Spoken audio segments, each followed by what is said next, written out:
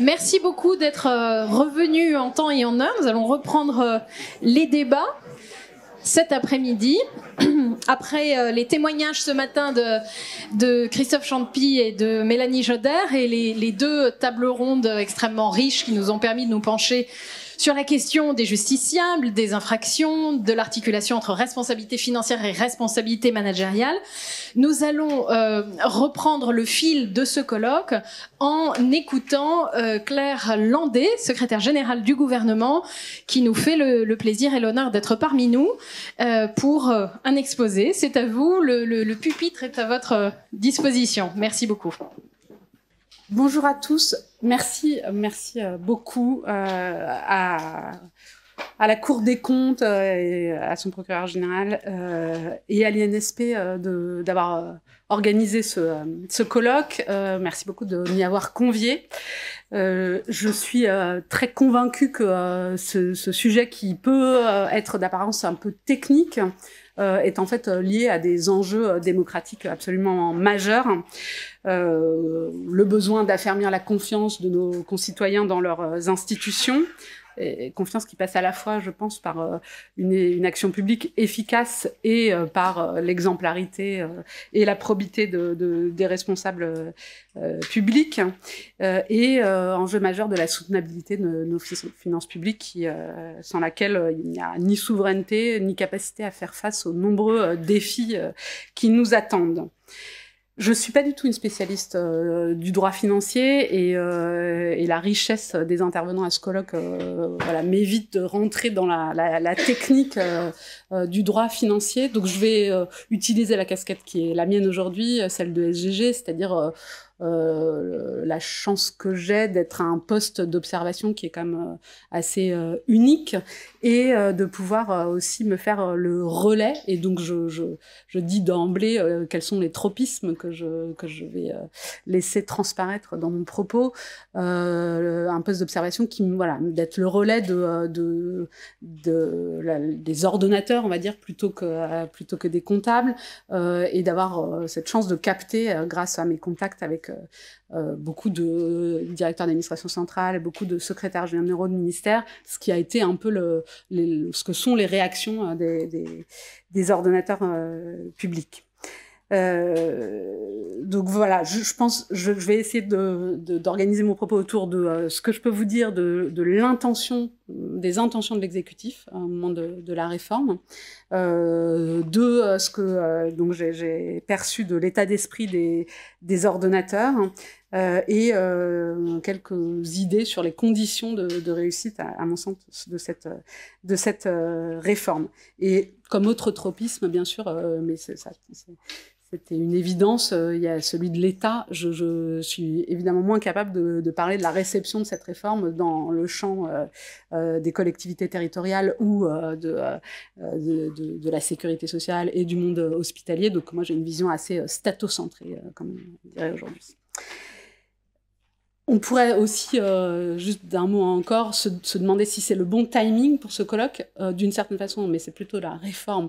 J'ai compris qu'il y avait eu un colloque en 2005 organisé par la Cour des comptes qui parlait déjà de l'autre réforme, par distinction avec celle de la LOLF, et donc c'est tard par rapport à ce colloque-là. On pourrait se dire aussi que c'est tôt par rapport à la mise en œuvre, il y a encore beaucoup d'inconnus, et en même temps, je pense que c'est précisément parce qu'il y a encore beaucoup de choses à lever comme incertitude et à réflexion à poser dès aujourd'hui, que c'est le bon moment. Alors, sur les intentions de l'exécutif telles que je les ai perçues, d'abord, l'exécutif, pour moi, pour dire les choses plus clairement, c'était assez essentiellement incarné par Jean Castex, qui avait des convictions très fortes sur ce sujet et sur cette réforme. Et je pense que les deux maîtres mots qui révélaient ces intentions, et je sais qu'elles étaient tout à fait convergentes avec celles du président de la République, c'était vraiment la modernisation d'une part et la responsabilisation. La modernisation, elle est assez évidente compte tenu de ce qu'on sait du constat partagé sur l'état des lieux, qui avec des mots qui étaient assez sévères employés un peu par le rapport Jean Bassère, mais beaucoup d'acteurs importants. Le Premier président hier a parlé d'un système qui était à bout de souffle. le Premier ministre parlait de fiction, d'archaïsme, et donc il s'agissait de revenir, de moderniser un mécanisme qui avait perdu un peu le fil avec la réalité et qui s'était construit de manière en partie artificielle, enfin qui était devenu artificielle en tout cas. Pour autant, malgré cette sévérité du constat, c'est pas non plus de la révolution absolue. Et il y a des choses, des fondamentaux qui ont été conservés, renforcés. À la fois l'idée que il fallait maintenir la séparation entre l'ordonnateur et le comptable, mais aussi l'idée de la persistance d'un ordre juridictionnel dédié. Mais en revanche, il y avait la volonté d'une recherche d'un dispositif adapté aux réalités de la gestion publique contemporaine, par exemple qui sache prendre en compte le fait que cette séparation ordonnateur-comptable pouvait, non pas au debout de la chaîne, mais dans le fonctionnement de la chaîne financière se brouiller, en tout cas qu'il y avait des imbrications nouvelles et efficaces qu'il fallait savoir prendre en compte, et puis aussi tenir compte d'une maturité de la fonction financière un peu différenciée en fonction des organismes. Et donc, voilà, cet objectif de modernisation, elle était complètement reliée à l'idée d'une crédibilité du nouveau système. Et puis la responsabilisation, c'est vraiment, je crois, l'idée qu'on retrouve dans ce champ, mais qui était un mot d'ordre assez général et qui le reste d'ailleurs aujourd'hui, qui est que avant d'être assumées, les responsabilités par un mécanisme de contrôle et de sanction, elles doivent être exercées. Et que du coup, pour exercer correctement des responsabilités, il faut avoir des marges de manœuvre, des capacités d'innovation, il faut pouvoir conforter la prise de risque parfois, et il faut aussi reconnaître le droit à l'erreur. Et donc, il y avait dans la vision de l'exécutif cette envie de faire prévaloir le pragmatisme par rapport à une certaine forme de formalisme, et puis d'insuffler une culture de résultat, je dirais pas contre, mais à côté, ou en tout cas de la faire prévaloir sur la culture de la norme. Alors parfois, quand je parle de brocarder la culture de la norme, je vois des visages inquiets qui se disent « Oh là là, mais ça doit être très très dur pour la SGG d'entendre critiquer la culture de la norme. » Et en fait, moi, je suis très à l'aise avec ça, je le dis ouvertement. Je trouve qu'effectivement, on a un problème collectif, parce que c'est un réflexe tout à fait partagé, de recours excessif et réflexe à la norme écrite, et qu'on a tous besoin de faire des efforts d'allègement normatif, de sobriété normative. Et donc, je suis très à l'aise, moi, avec cette idée qu'on puisse prôner la culture du résultat, et ça faisait partie des enjeux de cette réforme aussi. Et je pense, comme appendice, qu'il y avait l'idée que la juridictionnalisation devait être réservée au haut du spectre, mais j'y reviendrai. Essentiellement parce que le juge, et c'est bien normal, on en parlait tout à l'heure avant le début de cet après-midi, il y a différents juges, ils font plus ou moins peur, mais c'est normal quand même que le juge fasse au moins un peu peur. Et donc, comme on a besoin aussi d'espace où on n'a pas trop peur, c'est assez logique de repousser parfois le moment de la juridictionnalisation, même si j'y reviendrai, je pense que tout est une affaire d'équilibre. Donc voilà, l'objectif de l'exécutif était clair, une responsabilité financière des gestionnaires publics qui soit à la fois crédible, ce qu'elle n'était plus, et propice à une action publique efficace. Et je dis les intentions de l'exécutif, mais en fait, évidemment, c'est une œuvre collective. Elle avait été travaillée avant la rédaction de l'habilitation, et évidemment avant la rédaction de l'ordonnance, avec beaucoup d'échanges entre Bercy, la Cour des comptes, le Conseil d'État, notamment. Mais en tout cas, voilà, intentions de l'exécutif qui ont été complètement endossées par le législateur, à la fois parce que c'est quand même lui qui a voté l'article d'habilitation, qui reprend notamment, et je pense qu'il en a déjà été beaucoup question, et j'en redirai un mot, cette notion centrale de faute grave ayant causé un préjudice financier significatif. Ça, c'est bien dans l'article d'habilitation lui-même, donc l'article 168 de la loi de finances pour 2022. Et puis, comme vous le savez ou pas, le législateur est réintervenu pour ratifier l'ordonnance, et c'est assez rare pour le noter, puisqu'on ne ratifie pas de façon expresse beaucoup d'ordonnances, même si on essaye. Voilà, notre culture de ce point de vue est assez renouvelée par la configuration actuelle au Parlement, mais en tout cas, cette ordonnance a été ratifiée ou est sur le point de l'être, puisque c'est dans le projet de loi d'orientation et de programmation de la justice, enfin la loi d'orientation et de programmation de la justice, la petite loi, qui est actuellement devant le Conseil constitutionnel, qui devrait être donc promulguée. Je ne pense pas que ce sujet-là soit à risque dans l'examen en cours devant le Conseil constitutionnel. Donc voilà, un législateur qui avait complètement endossé cette vision des choses. Alors, j'ai dit aussi que je dirais un mot de la façon dont moi j'ai compris la perception des ordonnateurs publics, en tout cas relayée par mes collègues secrétaires généraux. Je crois que c'est une réforme, et c'est tout l'enjeu de ce colloque de pouvoir lever certaines inquiétudes, qui a été assez, enfin, qui est en partie anxiogène pour les gestionnaires publics, mais pour les raisons que vous avez dû dire tout à l'heure et qui sont liées au constat. C'est-à-dire que comme c'était en partie illusoire et théorique, la responsabilité antérieurement, évidemment une responsabilité qui redevient crédible, ça fait davantage peur que des mécanismes de remise gracieuse un peu systématiques, des mécanismes assurantiels, une CDBF qui était... je crois, en tout cas, il peut y avoir débat sur est-ce qu'elle prononçait des quantums de peine qui étaient suffisants ou pas, mais en tout cas, elle se prononçait peu, ce qui suffisait à rendre les choses un peu loin, enfin, rendre le risque assez lointain. Et donc, voilà, refonder une responsabilité crédible, ça crée un peu d'anxiété. Et puis l'incertitude, la nouveauté crée forcément un peu d'incertitude et d'anxiété. C'est assez logique si on voit les choses comme la création de nouvelles juridictions qui vont devoir créer leur jurisprudence avec ce réflexe probablement chez une partie des responsables publics de se dire quand une nouvelle institution se crée, elle a parfois besoin logiquement d'asseoir sa légitimité, son indépendance, de marquer son territoire, et donc ça peut inquiéter ceux qui vont devoir rendre des comptes devant elle.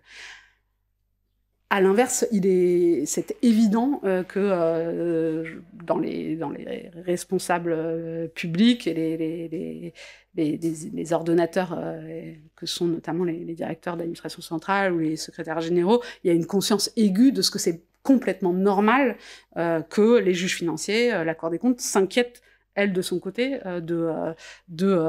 voilà, du respect de l'article 15 de la Déclaration des droits de l'homme et du citoyen, qui est quand même assez fondamental et sur lequel personne n'a d'état d'âme, je pense, ou de doute. On partage tous l'idée de respecter, de protéger l'ordre public financier, c'est-à-dire les intérêts financiers de l'État, la gestion, le bon emploi des fonds publics, la portée de l'autorisation parlementaire, la probité des agents publics et des responsables publics en général.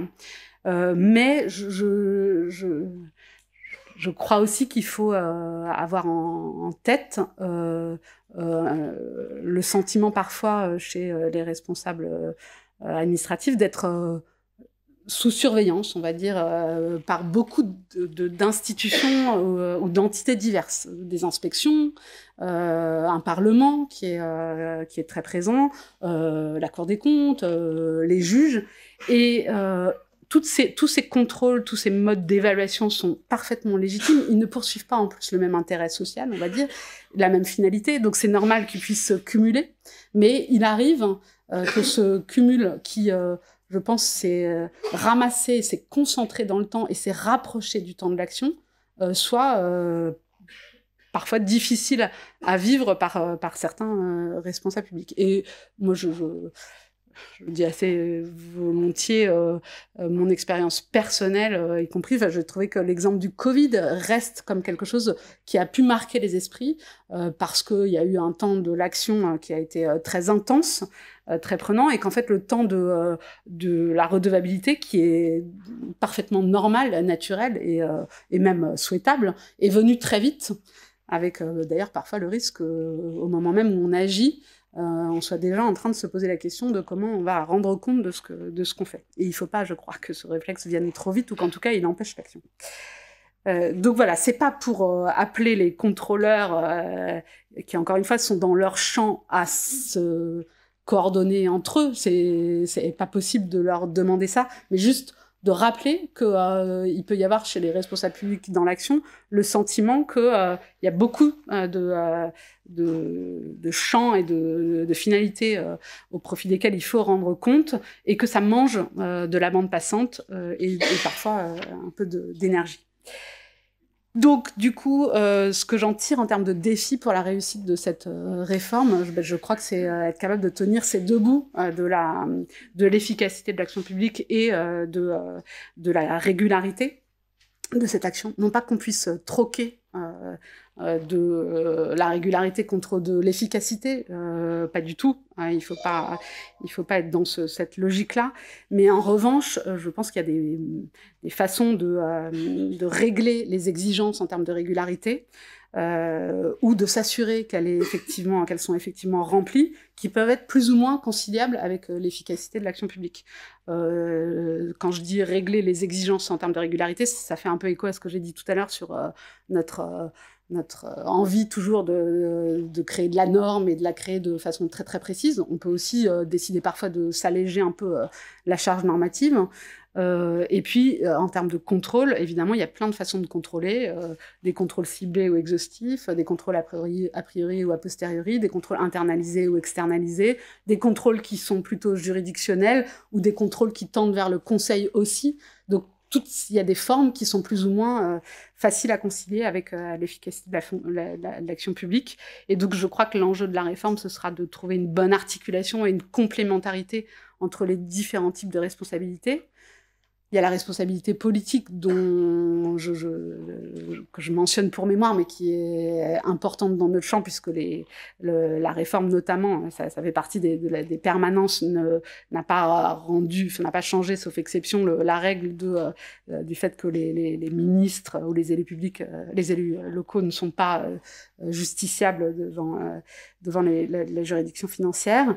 Il y a la responsabilité pénale qui est vraiment qui doit saisir le haut du spectre et l'intention dolosive. Je caricature, je simplifie, mais quand même pour se rappeler les grands enjeux et les espaces des uns et des autres. La responsabilité financière refondée grâce à l'ordonnance de mars 22 qui donc là aussi je simplifie beaucoup parce qu'il y a plusieurs types d'infractions, mais quand même se concentre sur la faute grave et ayant causé un préjudice financier significatif.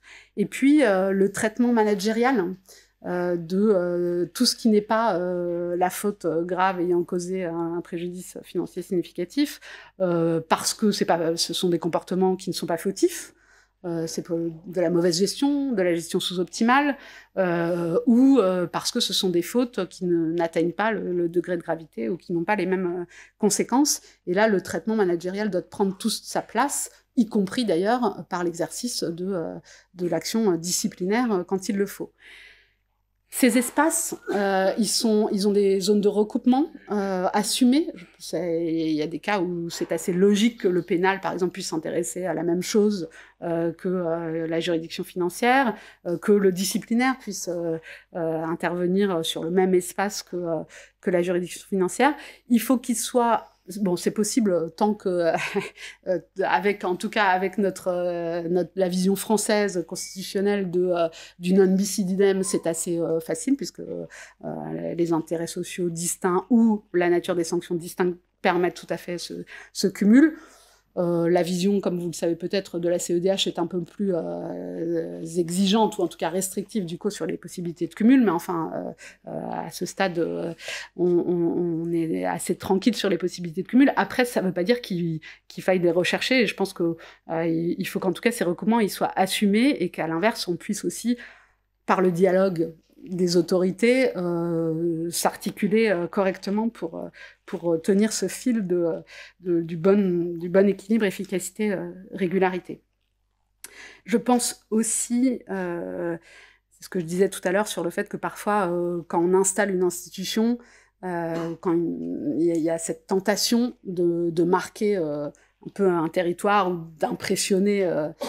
Je trouve que si ce colloque pouvait servir à se dire qu'on n'a pas besoin de passer par cette étape, et qu'on aille directement au bon équilibre, ce serait une bonne chose, parce que je pense quand même que, et je le disais sur la multiplicité des contrôles, qu'il y a un risque quand même d'inhibition, et ou une tentation de la recherche de couverture, une tentation de la recherche de l'instruction écrite pour se couvrir, qui serait, si jamais elle remontait jusqu'à l'autorité politique, un effet d'éviction aussi du champ de ce qui est saisi par la responsabilité des gestionnaires publics, et donc une mauvaise nouvelle pour la réforme. Et donc, je pense qu'il faut faire en sorte que cette tentation-là, elle soit la plus faible possible, et donc parier sur la confiance.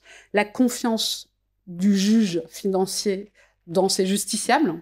Elle passe par la formation des responsables des gestionnaires publics. Il faut et je pense que Mélanie Joder et tout à l'heure Jérôme Fournel, je crois, qui intervient, diront tout ce qu'ils font de ce point de vue. Je pense que la Cour des comptes est très, très utile à tous égards, mais aussi pour nous faire grandir collectivement sur ces sujets, par la mise en place du contrôle interne, de l'audit interne, par la mise en place d'une fonction de maîtrise des risques qui soit plus professionnelle, qui fasse la bonne jonction entre les risques métiers et les risques financiers, qui soit une gestion des risques partenariale et non pas, encore une fois, de recherche de transfert de responsabilité. Donc tout ça, c'est une façon aussi de rassurer le juge financier, de l'inviter à ne pas faire d'incursions inutiles dans d'autres champs, mais encore faut-il lui donner des gages de l'absence de besoin qui fasse ces incursions-là.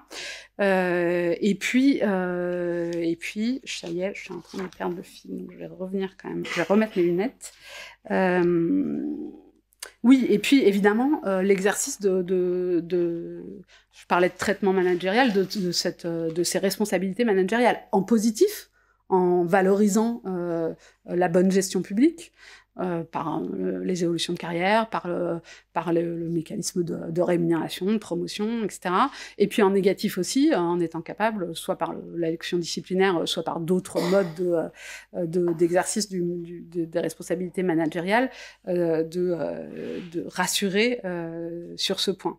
C'est vrai aussi dans les relations, parce que ça, je parle de chaîne hiérarchique, c'est vrai aussi dans le rapport entre l'administration et le politique. Il faut que cette relation-là, qui n'est pas toujours simple, qui est intermédiée par des cabinets ministériels, enfin, c'est pas l'objet de ce colloque, mais elle soit suffisamment fluide, partenariale, pour que là aussi, ce soit rassurant pour les contrôleurs de sentir que chacun est à sa place, mais travaille dans le même sens, en comprenant les enjeux réciproques.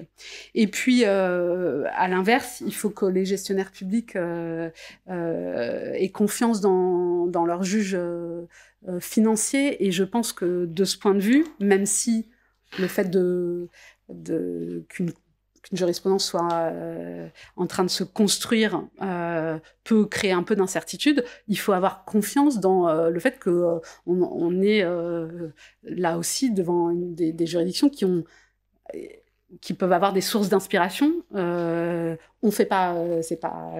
On part pas de rien. Il y a quand même la jurisprudence de la CDBF aussi qui a posé certains jalons. Et puis il y a encore une fois le législateur qui a encadré la jurisprudence. Je le dis d'autant plus facilement vu d'où je viens. Enfin, la jurisprudence, les juges financiers et administratifs, ils savent très bien respecter l'intention, évidemment la lettre, mais aussi l'intention du législateur. Et après, il y a des curseurs dans la latitude qu'a la jurisprudence, mais enfin, elle est relativement bornée. Et puis, je crois que c'est important aussi de le dire, et c'est la raison d'être des juges administratifs ou financiers et des maisons que sont les juridictions financières ou administratives. C'est quand même des lieux, et notamment assez renforcés avec la réforme de la haute fonction publique et les obligations de mobilité, où on a des gens qui ont des parcours alternés. Et donc, d'avoir des juges qui connaissent la vie administrative, qui en connaissent les contraintes, qui l'ont vécu, les ont vécues eux-mêmes, c'est aussi évidemment rassurant sur la façon dont la jurisprudence se construira. Voilà, je crois que j'ai à peu près dit tout ce que je voulais dire. Donc, je me dis juste que c'est très bienvenu que ce colloque puisse lever certaines incertitudes et rassurer sur la possibilité de construire quelque chose qui trouve cette ligne de crête et que voilà, que je pense que si dans 3 ans, un nouveau colloque est organisé, je pense qu'on pourra tirer tous les bénéfices d'avoir, si c'est possible, évité la phase de jauge et de test pour rentrer directement dans la crédibilité.